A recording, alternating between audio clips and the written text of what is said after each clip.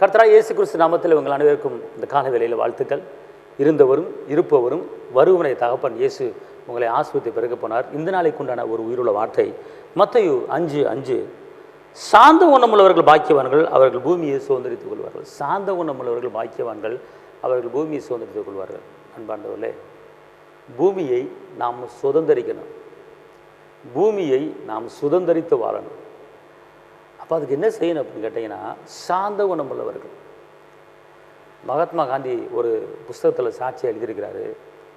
அவரை பேட்டி எடுத்தாங்கன்னா, இப்படி ஐயா நீங்கள் இந்த இந்திய நாட்டுக்கு சுதந்திரம் வாங்கினீங்க, எந்த வகையில் வாங்கினீங்க, அஹிம்சையில் எப்படி சுதந்திரத்தை வாங்கினீங்க அப்படி கேட்கும்போது அவர் சொன்னாராம், நான் பைபிள் படிச்சுக்கிட்டு இருந்தேன்.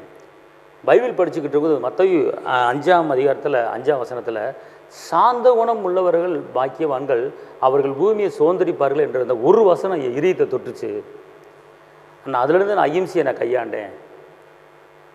போராடக்கூடாது, கத்தி எடுக்கக்கூடாது, நம்ம அஹிம்சையில் போராடி பொறுமையாக நம்ம இந்திய நாட்டுக்கு சுதந்திரத்தை வாங்கணும்னு சொல்லி அதுக்கப்புறம் தான் உப்பு சக்தியாகிறாங்க அமைதியாக அவர் போராடினார். பார்த்துக்கொள்ளுங்க, காந்திக்கு வெள்ளைக்காரங்க சுதந்திரத்தை கொடுத்துட்டு போயிட்டாங்க இந்திய நாட்டுக்கு.